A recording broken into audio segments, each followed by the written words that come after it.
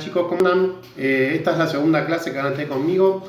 Revisen que hay mucha gente que todavía no entregó el trabajo práctico anterior. No se atrasen. Cualquier cosa que me quieran preguntar, yo les recomendaría que me lo hagan vía Classroom. Si se pueden, también hay mucha gente que no se inscribió al Classroom.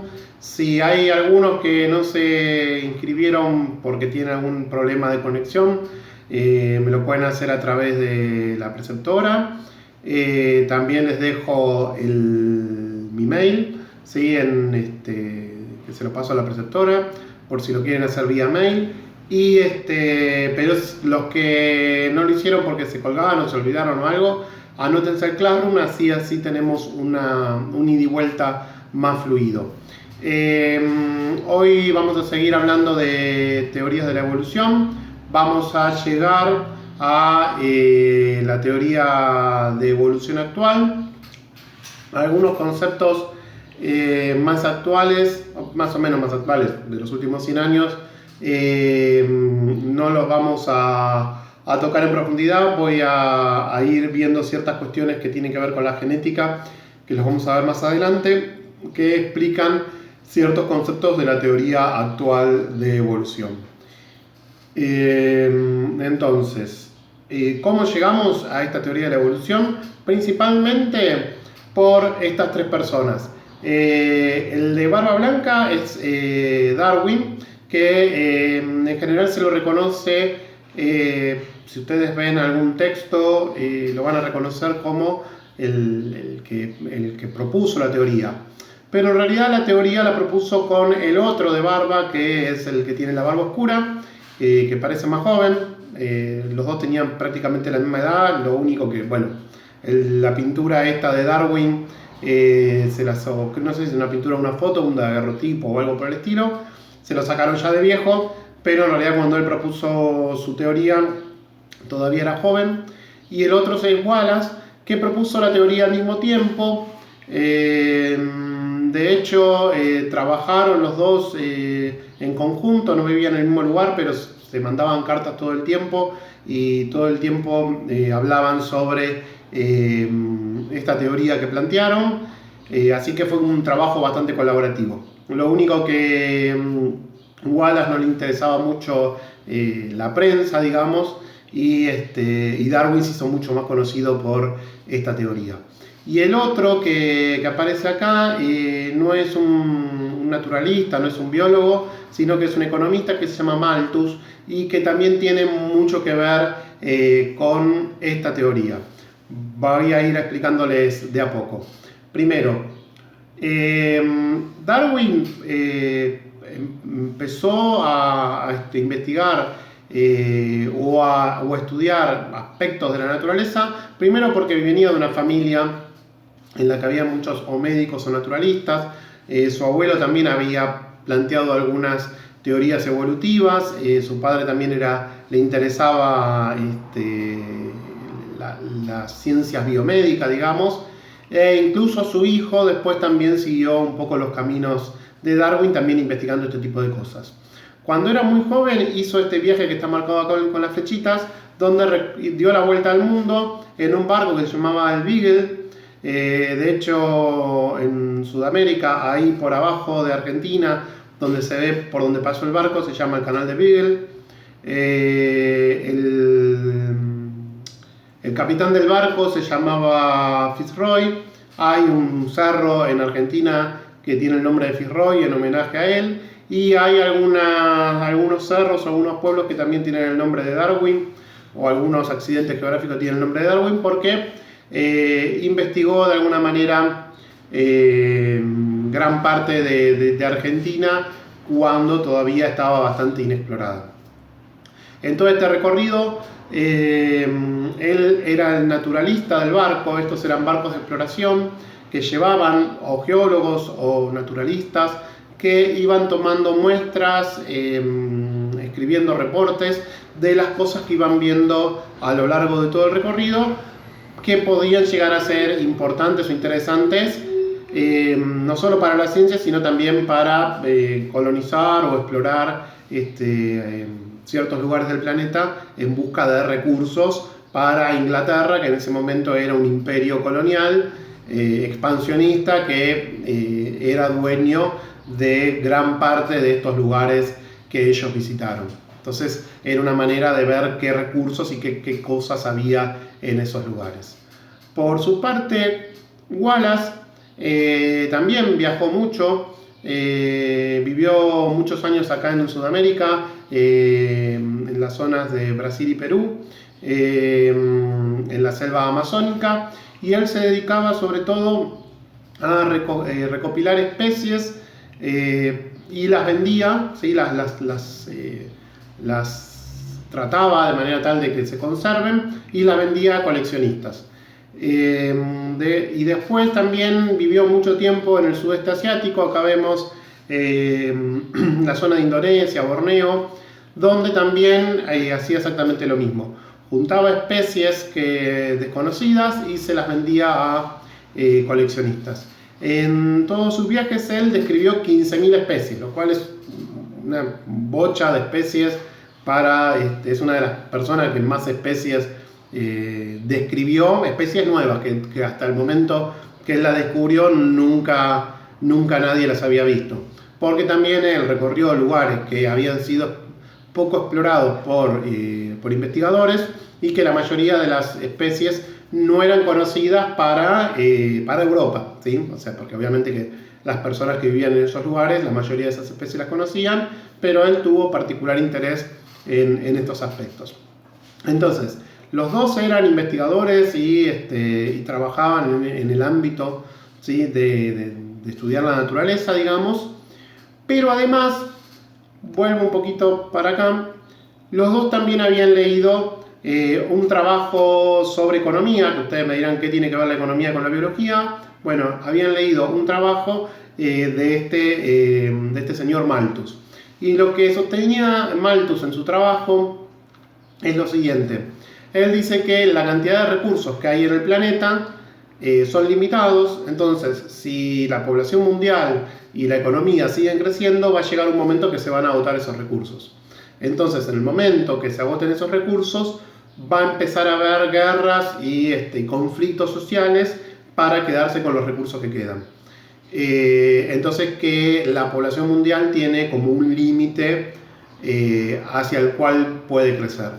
Cuando Darwin y Wallace leen estos conceptos que había postulado Malthus, piensan que los recursos en la naturaleza pueden variar de una manera parecida para los animales. Entonces, lo que plantean es que en algún momento, cuando una población animal crece, va a llegar un momento que también se va a quedar sin recursos y va a empezar a surgir una competencia entre individuos o entre poblaciones. Y a partir de esta premisa es que plantean sus teorías. En general, cuando uno lee los trabajos de Darwin, lo que se ve es como que él dice que llegó a las conclusiones de que existía la selección natural de las que habla en su teoría, a base de las observaciones que él había hecho en sus viajes. Gente que estudió la manera en que Darwin pudo haber hecho estas investigaciones, en general lo que suponen es que en realidad Darwin eso lo hizo como para legitimar más su teoría, pero aparentemente él se inspiró en Malthus como para plantear esta teoría, y cuando revió todas sus observaciones, igual que Wallace, cuando revieron todas sus observaciones, vieron que había maneras de cómo fundamentar con observaciones en la naturaleza esta teoría que habían pensado a partir de esta otra teoría económica que había propuesto Malthus. Entonces, ellos llegan a esta teoría. Ay, quedó un poquito chiquito, me parece. Bueno, igual yo se los voy a leer, y estos 6 puntos los tienen en el trabajo práctico, así que si no los llegan a ver bien acá en el video, los van a poder leer en el trabajo práctico. Ellos postularon esta serie de principios que tienen la teoría de la evolución, la teoría de evolución de Darwin. Fíjense que desde Lamarck ya se empieza a hablar de evolución.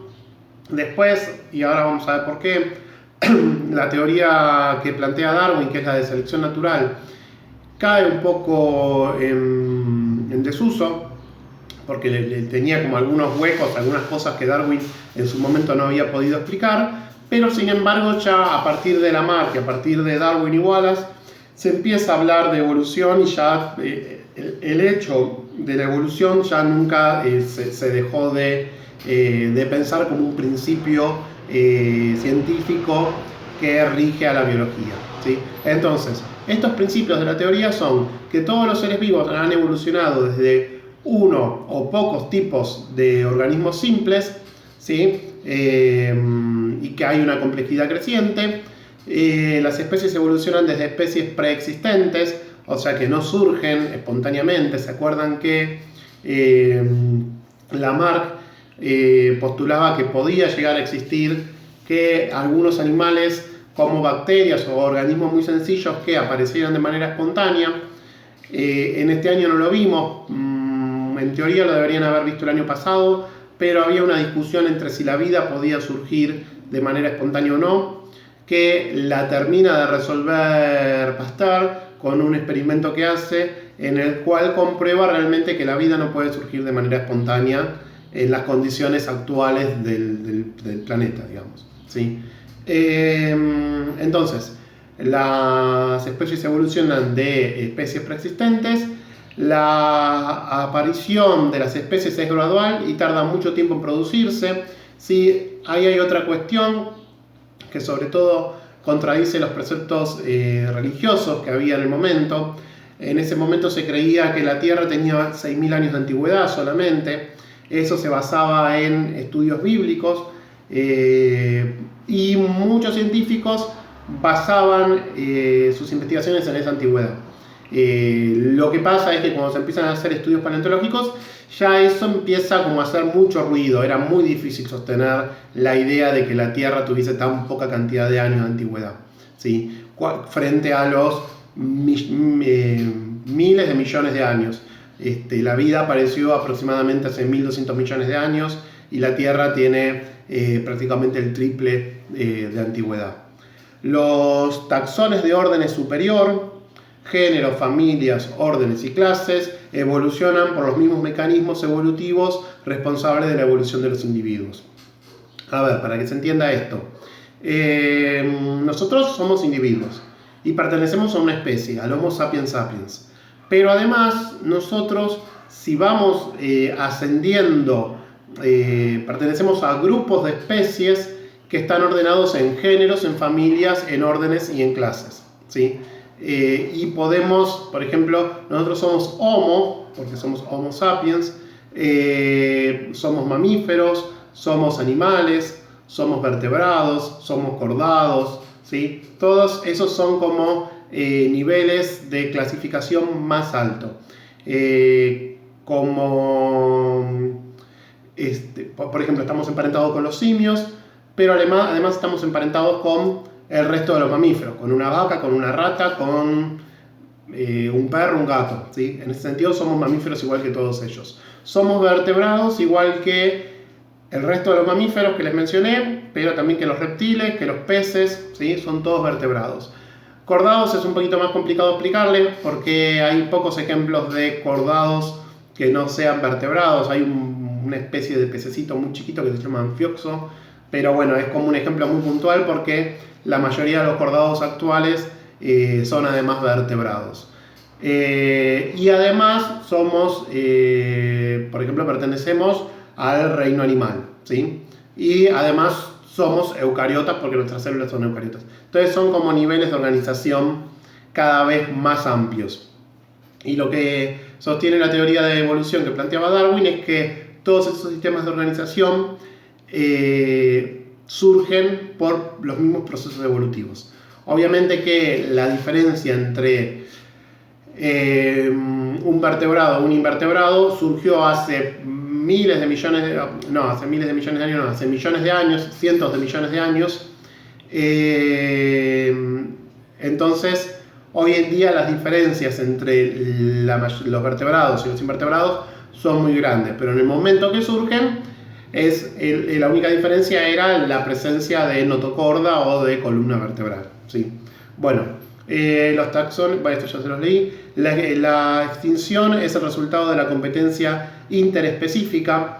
Acá surge una de las principales ideas de la teoría, esta que se basaba en la de Malthus, que lo que decía es que cuando las poblaciones crecen, lo que va a empezar a pasar es que va a haber recursos que le van a faltar. Por ejemplo, si hay animales que comen pasto, hay vacas y caballos, si no tienen depredadores, esos animales siguen aumentando sus poblaciones, el número de caballos y vacas, y en una pradera va a llegar un momento que la cantidad de pasto no les va a alcanzar.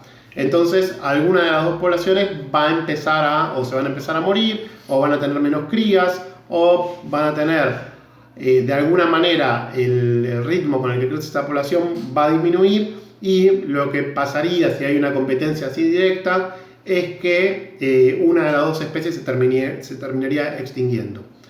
Después hay un montón de regulaciones ecológicas, como la existencia de depredadores, que quizás los caballos y las vacas podrían consumir el pasto de maneras distintas. Uno consumiría los pastos más bajos, el otro los pastos más altos. Ese tipo de cosas existen y hace que en un determinado lugar existan más de una especie que consume un solo recurso y que ninguna de las dos se extinga. Pero en principio, si surge alguna adaptación que hace que una de esas dos especies sea más apta para consumir ese recurso, probablemente en ese lugar se va a extinguir esa especie, ¿sí? Entonces, el proceso de extinción de especies es parte de este proceso evolutivo.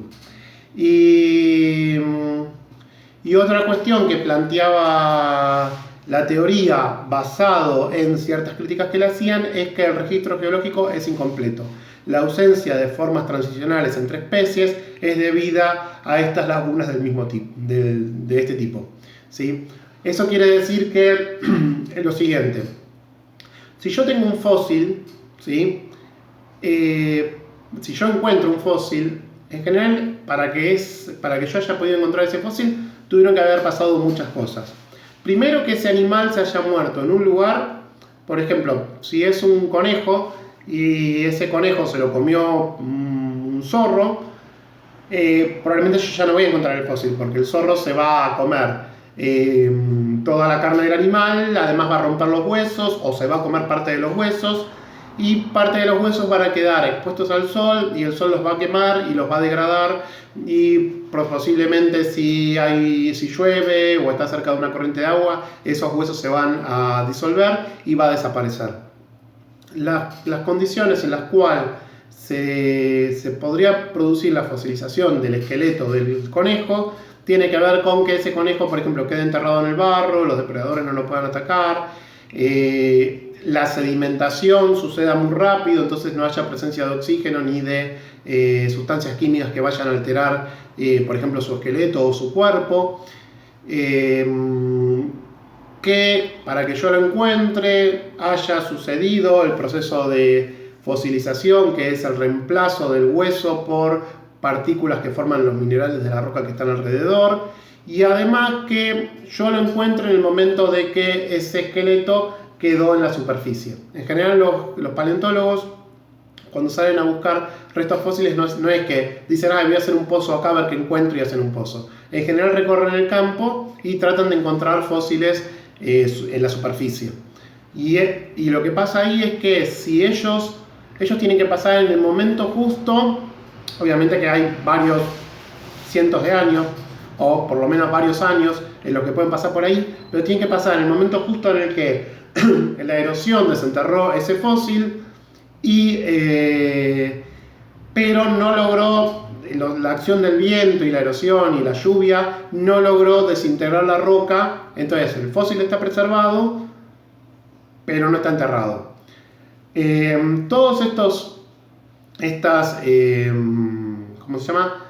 estas ítems que hay que cumplir para que yo pueda encontrar un fósil hacen que los fósiles que se encuentran en general son de animales grandes, de animales con estructuras duras que pueden soportar la acción de los elementos, animales muy abundantes. Si hay especies que son poco abundantes en un ecosistema, va a ser más improbable que me encuentre un fósil. Entonces, todo eso hace que yo no encuentre fósiles de todas las especies que existieron, solamente de algunas. De hecho, muchas veces se encuentran solamente partes del cuerpo y el cuerpo se reconstruye con comparación con especies parecidas. En general, los paleontólogos no encuentran el esqueleto completo del tiranosaurio. Encuentran una parte del cráneo, una parte del fémur, una parte de algún huesito, alguna vértebra, y después tratan de interpretar cómo hubiese sido el animal a partir de esos pocos huesos, ¿sí? Entonces, por eso se dice que el registro geológico es incompleto. Entonces, siempre me van a faltar un montón de especies intermedias en el proceso de evolución.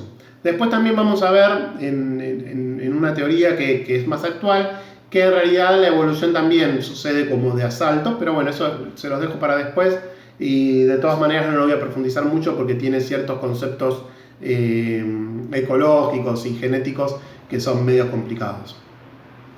Ahora, a lo que llega Darwin y Wallace cuando plantean que todas las especies, evolución de una especie anterior, y que todos los géneros, clases y familias se producen mediante la evolución, es a que tiene que existir un ancestro común, ¿sí? Que estaría por acá.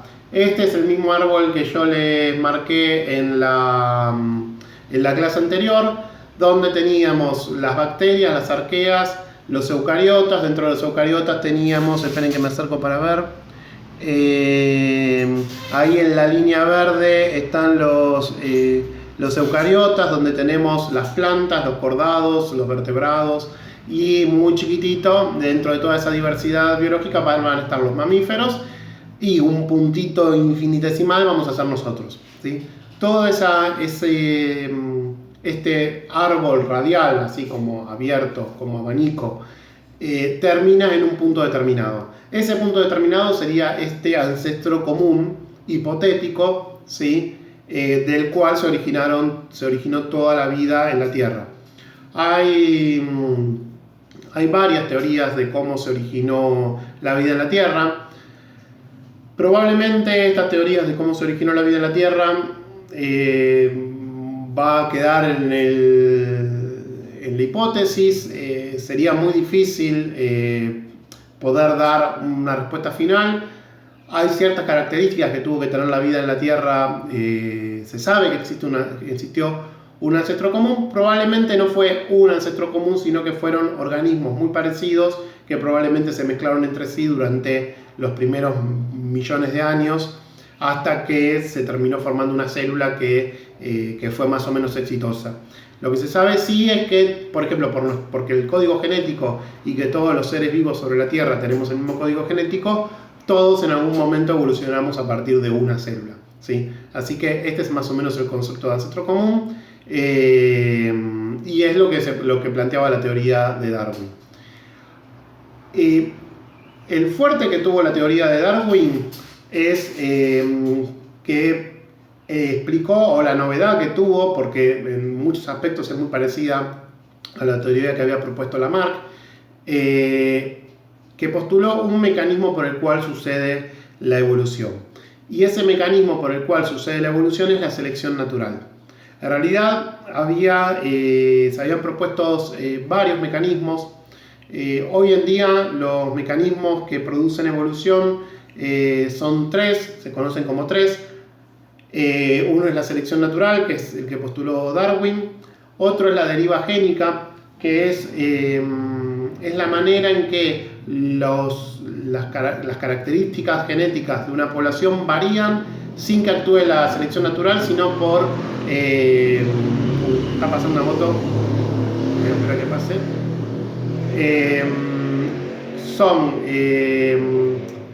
La deriva génica es un mecanismo por el cual se seleccionan algunos genes, pero de manera aleatoria. En general es muy evidente en zonas de islas, ¿sí? Si a una isla llega una población de pajaritos azules y rojos, lo voy a hacer como muy simplificado, ¿sí? Llega una población de pajaritos azules y rojos, 3 rojos y 5 azules, empiezan a vivir ahí. y de repente los 5 azules están parados abajo de un árbol, el árbol se cae y los mata a todos, quedan solamente los rojos. Y todos los pájaros de esa isla van a ser rojos. Entonces ahí se fijó una característica genética que es el color rojo, pero no hubo una selección natural para que se fije. Más o menos la deriva génica habla de eso, es como un ejemplo muy burdo, pero más o menos habla de eso. De que por suerte se fija, por azar se fija una de las características genéticas sin que haya ninguna selección de ningún tipo. Y la otra fuerza evolutiva que Darwin no podía tener ni idea en su momento porque no se sabía nada de la genética, es la mutación genética. Aparecen mutaciones en los genes que producen nuevas variantes genéticas que aumentan la variabilidad de la especie y pueden establecer nuevas formas de un gen que después por selección natural se van a terminar fijando dentro de la población, ¿sí? La mutación genética básicamente es eso. Olvídense de los mutantes tipo Wolverine, es el único personaje que me acuerdo, o Magneto, o alguno de los de X-Men. En general, una mutación genética no es que yo muto y de repente, no sé, tengo un superpoder, sino que las mutaciones genéticas hacen pequeños cambios en mi ADN, en mi material genético, y puedo llegar a tener alguna característica levemente distinta al resto de la población. En general, la mayoría de las mutaciones genéticas son deleterias, son dañinas o le disminuyen la posibilidad de sobrevivir a un organismo, pero de vez en cuando surge alguna que mejora, ¿sí?, una característica. Por ejemplo, una mutación genética que todos tenemos, que algunos tienen una mutación y otros tienen otra, es la hiperflexión del dedo gordo. Si ustedes tienen el dedo gordo así, va a haber gente que solamente lo va a poder, o sea, si lo quiere tirar para atrás, el dedo gordo solamente le va a quedar en esta posición recta, y va a haber gente que va a poder hacer eso. Eso tiene que ver con un gen que regula la hiperflexión del dedo gordo, ¿sí? No, ¿qué ventaja evolutiva tiene? Absolutamente ninguna, ¿sí? Pero, por ejemplo, por mutación genética puede aparecer este tipo de características. Otra cosa puede ser, hay un gen, yo eso no lo puedo hacer, pero hay personas que pueden levantar una ceja o la otra independientemente, ¿sí? Yo solamente puedo levantar las dos juntas. Bueno, hay personas que tienen un músculo extra que permite levantar una ceja. Hay personas que tienen un músculo extra de cada lado que permite levantar una ceja o la otra. Eso también está dado por un gen, por una modificación en un gen que hace que aparezca o no aparezca ese músculo, ¿sí? Bueno, esos son ejemplos, por ejemplo, de mutaciones genéticas. Acá en la foto tenemos dos polillas de la misma especie, pero que tienen lo que se llama un morfo oscuro y un morfo claro. Eso está regulado por un gen. ¿Qué pasa con estas polillas? Estas polillas fueron poblaciones que se estudiaron porque durante la Revolución Industrial, más o menos en la época que vivió Darwin, 1830, en realidad la Revolución Industrial había empezado bastante antes, pero empezaron a ver que en los bosques donde había muchas industrias y donde circulaba el tren y se quemaba carbón, el hollín del carbón tenía la corteza de los árboles, que en principio es clara, de un color más oscuro. Entonces, en esos bosques sobrevivía más la polilla que tenemos ahí, que es oscura, porque a los pájaros les costaba más encontrar esa polilla. En cambio, cuando termina la revolución industrial y se pasa en cambio de usar petróleo, perdón, no es que termina, pero en cambio de seguir usando carbón se empieza a usar petróleo, el hollín y el smog en las ciudades disminuyó, entonces los árboles empezaron a ser claros otra vez, o sea, se empezaron a no tener las cortezas sucias. Entonces lo que empezó a pasar es que en esas poblaciones de polilla empezaron a aparecer cada vez más polillas blancas. No es que en ese momento se produce una mutación y la polilla se adapta volviéndose negra o volviéndose clara, sino que dentro de la población de todas las polillas habían algunas que tenían el gen para ser oscuras y había algunas que tenían el gen para ser claras. Aumentó la cantidad de polillas con el gen para ser oscura durante la Revolución Industrial, y en la etapa postindustrial, en la etapa donde se dejó de usar carbón, empezaron a aparecer otra vez las polillas claras, porque algunas de las polillas durante la Revolución Industrial seguían siendo claras. Lo que pasa es que tenían menos éxito, entonces eran más abundantes las polillas oscuras, ¿sí? En general, la selección natural se da sobre genes que ya existen en la población. No es que una especie puede modificarse para adaptarse a otro medio. Por ejemplo, en este caso tenemos un pájaro que come bichitos y nosotros tenemos, me voy a correr un poquito, a ver si me puedo achicar más, no, me voy a correr de este lado que me parece que, acá me voy a parar. Tenemos un pájaro que come bichitos verdes y rojos. El problema es que en el fondo marroncito son más fáciles de ver los bichos verdes que los rojos para el pájaro, ¿sí? Es un ejemplo. Entonces, este ave se va a comer más los verdes y por lo tanto los que se van a seleccionar más son los rojos. Al cabo de varias generaciones lo que va a pasar es que la mayoría de los bichitos van a ser, va a haber más rojos que verdes, ¿sí? Entonces ahí bueno, no sé de qué lado me va a quedar, esperen que lo marco con un lápiz. En este árbol lo que se va a ver es que va a haber los hijos de los rojos, perdón, los hijos de los verdes van a ser menos exitosos, cada vez va a haber menos verdes y por lo tanto cada vez van a tener menos hijos. La capacidad de dejar más descendencia, de tener más hijos, en biología se llama fitness. El fitness es eso solamente, es la capacidad de dejar más hijos.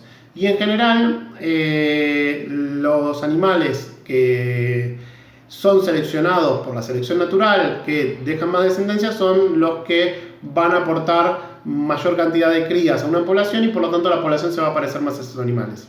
Entonces, en general, la selección natural lo que selecciona son animales que van a tener más fitness. Por eso, la hiperflexión del dedo gordo probablemente no está regulada por la selección natural, porque las personas que pueden hacer esto con el dedo gordo, que pueden hacer esto con el dedo gordo, se seleccionan de la misma manera para tener más hijos. Existe, por ejemplo, en selección natural, una característica que es la de la selección sexual.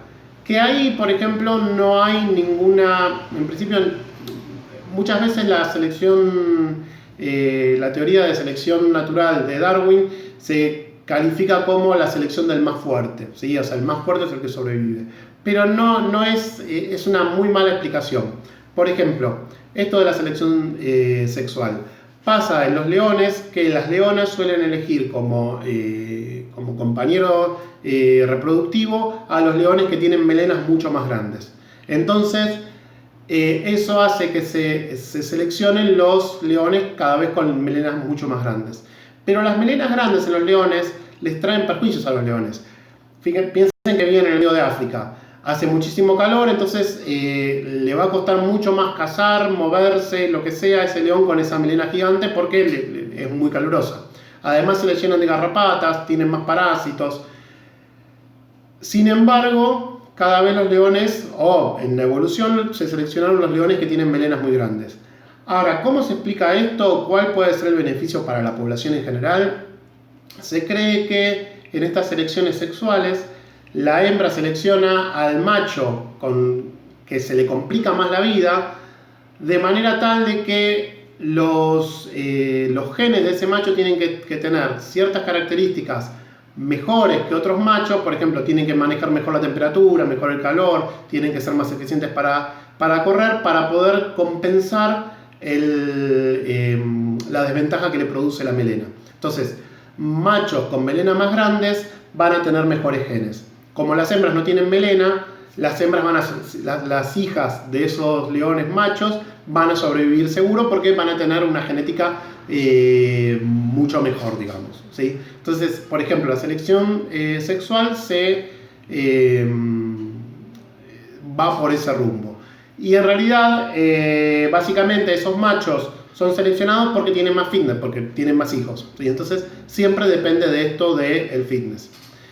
Y una última aclaración o detalle en cuanto a esto de la selección sexual, hay un concepto que se llama el de la reina roja, ¿sí? Capaz que conocen más a la reina roja por las últimas películas que hicieron de Tim Burton, y esta es la ilustración del libro original. ¿Por qué se habla de esto de la reina roja? Bueno, es como una manera, una analogía de explicar un aspecto de la selección natural. Lo que dice ahí en inglés dice que la reina roja corre rápido, de aquí para allá, y Alicia, es de Alicia en el País de la Maravilla, ¿no? El personaje. Alicia le pregunta, ¿pero para qué corres? Y la reina roja le contesta, para estar siempre en el mismo lugar, porque ella corría y daba vueltas sin sentido y siempre terminaba en el mismo lugar porque estaba dando vueltas. Ahora, ¿qué tiene que ver esto con la biología? Cuando nosotros tenemos un depredador y una presa, por ejemplo los bichitos y el pájaro se está comiendo, seleccionando de manera visual a los bichos verdes. Supónganse que aumenta mucho la población de bichos rojos, entonces ya se le hace más difícil encontrar los bichos. Y supónganse que los pájaros ahora aprenden a identificar los bichos no por el color, sino por el olfato. Entonces, supónganse que los bichos rojos tienen un olor distinto al de los bichos verdes y cazan los bichos rojos. Lo que va a pasar es que esa nueva adaptación y las aves que tienen mejor olfato van a ser más exitosas en ese ambiente porque van a poder comerse los bichos rojos. A medida que se vayan seleccionando las aves con mejor olfato, van a empezar a reducirse los bichos rojos, entonces van a aumentar los bichos verdes. Cuando haya muy pocos bichos verdes, a las aves muy pocos bichos rojos, a las aves le va a costar más encontrarlos. Entonces se van a empezar a seleccionar mejor las aves que tienen mejor vista porque se van a poder comer los bichos verdes. Si se comen muchos bichos verdes, se va a seleccionar los bichos rojos. Entonces van a empezar a sobrevivir más las aves que tienen mejor olfato. Y todo el tiempo va a haber como una regulación, esto se llama coevolución. En general el depredador evoluciona con la presa y todo el tiempo se van a estar, va a haber como una evolución, ¿sí? Cíclica, si se quiere, donde las aves mejoran sus características para poder cazar y la presa mejora sus características para poder esconderse del depredador. Y todo el tiempo están dando vueltas como en un círculo evolutivo y siempre terminan en el mismo lugar, donde uno es presa y el otro es depredador, ¿sí? Este es un ejemplo, se ve, por ejemplo, entre los leones y las gacelas. Las gacelas tienden a hacerse más rápidas, cuando los leones se hacen más rápidos, los bichos que son un poco más lentos pero pueden esquivar mejor, hace que los leones que se seleccionó características que los hacen más rápidos pero que no pueden esquivar mejor, son menos exitosos, aumenta el número de gacelas que pueden esquivar mejor, entonces aumenta el número de leones que pueden esquivar mejor y pueden cazar las gacelas que esquivan. Entonces ahí aumenta el número de gacelas rápidas y bueno, el mismo cuento que les hacía con el pajarito y los bichitos, ¿sí? Todo el tiempo hay una coevolución y todo el tiempo se está en el mismo lugar. De ahí viene este concepto de la reina roja como teoría evolutiva. Después surge a lo largo del tiempo, aproximadamente en 1900, surge lo que se llama la genética, ¿sí? O sea, ciertas características, se empieza a saber que ciertas características biológicas de las especies se pueden heredar y de qué manera se pueden heredar y que existen los genes y que hay una manera de transmitirlos. Entonces, hasta el 1900 más o menos la teoría de Darwin como que había caído un poco en desuso porque le faltaba este mecanismo de herencia, no podía explicar cómo se heredaban esas características que él decía que se seleccionaban. Cuando surge la genética empieza a surgir lo que se llama la teoría sintética de la evolución. Después con el descubrimiento del ADN y el surgimiento de la citogenética empiezan a aparecer ciertas características nuevas en la teoría, se empieza a descubrir en qué lugar estaban los genes, se pueden marcar los genes y ver cómo se heredan. Entonces, como que la teoría va teniendo más respaldo en un montón de otras evidencias. Y una de las últimas teorías que se planteó en 1990, es esta teoría del equilibrio puntuado o saltacionista, que lo plantea el señor este que apareció acá en Los Simpsons, que se llama Stephen Jay Gould. Lo tienen también en el texto del apunte que les doy con el trabajo práctico. Ahí es el capítulo que Elisa encuentra el ángel y se lo lleva a Stephen Jay Gould para que analice un huesito para ver si es real o no. Y lo que plantea él es que estos huecos en el ¿cómo se llama? En el registro fósil está relacionado con que en realidad la evolución sucede de a saltos. Hay momentos en los procesos evolutivos donde se producen innovaciones evolutivas muy importantes que hacen que cierta especie sea más ventajosa que otra. Lo que produce eso es que esa especie se expanda mucho y produzca la extinción de otras especies que no están tan bien adaptadas. Eso lo que produce es que queda un montón de espacio libre para esa especie, o sea, coloniza un montón de zonas, y cuando la población empieza a tener competencia intraespecífica dentro de la misma especie, empiezan a seleccionarse poblaciones y se terminan produciendo nuevas especies dentro de esas poblaciones. Un ejemplo que les puedo dar es el de la aparición de mamíferos placentarios, los mamíferos que tienen a las crías como nosotros, digamos, que tienen placenta y tienen una cría desarrollada, o sea, después del proceso de embarazo nace la cría y, por ejemplo, como la de un caballo, se puede parar y ya puede correr. En algún momento esos mamíferos placentarios no estaban en Sudamérica. Cuando Sudamérica se une con Norteamérica, esos mamíferos placentarios entran a Sudamérica, y lo que pasa es que empiezan a competir con los mamíferos que había en Sudamérica, que eran los mamíferos marsupiales. Y los mamíferos placentarios, al tener crías que ya están más desarrolladas en el momento de nacer, son mucho más eficientes usando los recursos y los ambientes en los que están. Entonces lo que terminó pasando es que esos mamíferos placentarios desplazaron a todos los mamíferos marsupiales que estaban en América del Sur. Quedan solamente algunos ejemplos, por ejemplo la comadreja, ¿sí? Acá en Argentina tenemos la comadreja obrera y colorada. Si quieren, busquen una fotito en Google. Son unos bichitos que son mamíferos marsupiales. Pero la mayoría de esos mamíferos desaparecieron. Y también lo que pasó es que cuando esos mamíferos empiezan a poblar el continente sudamericano, empiezan a radiarse, empiezan a adaptarse a esos nuevos ambientes y empiezan a formarse nuevas especies que son típicas de acá de Sudamérica. Eso es uno de los procesos en donde se ve esta teoría del equilibrio puntuado saltacionista, y que explica un poco también por qué hay ciertos faltantes en el registro fósil que tiene que ver con estos procesos rápidos de evolución. La mayoría de las especies intermedias que se produjeron en estos procesos rápidos de evolución no se suelen encontrar en los registros fósiles porque las poblaciones eran muy chicas. Entonces, como les decía antes, si la población es muy chica, es muy difícil encontrar fósiles de esa especie. Puede ser que en algún momento se encuentren, pero es muy difícil. Así que bueno, esto es todo lo que les tenía que dar sobre evolución. Con esto terminamos todos los temas de evolución, con lo de la clase pasada y esta. Traten de hacer el trabajo práctico, pregúntenme por Classroom o por mail, o ¿cómo se llama? O lo mejor sería que se unan a Classroom y me pregunten por ahí, pero si no, también me lo pueden preguntar. Si tienen alguna consulta, hacerlo vía la preceptora. O si no, también lo que pueden hacer es entregarme el trabajo. Si falta algo, me lo escriben ahí en el trabajo, yo lo leo y les doy una devolución, y en todo caso, si hace falta completar algo, lo completan.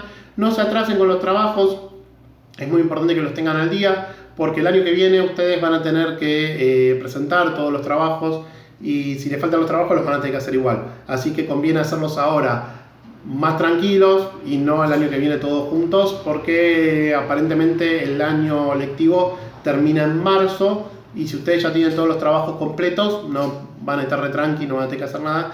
Si no, van a tener que hacer todo el año, que va a ser un bajón. Así que vayan haciendo tranquilos ahora, yo los voy ayudando. Y bueno, nos estamos viendo en la próxima clase. Les mando un saludo.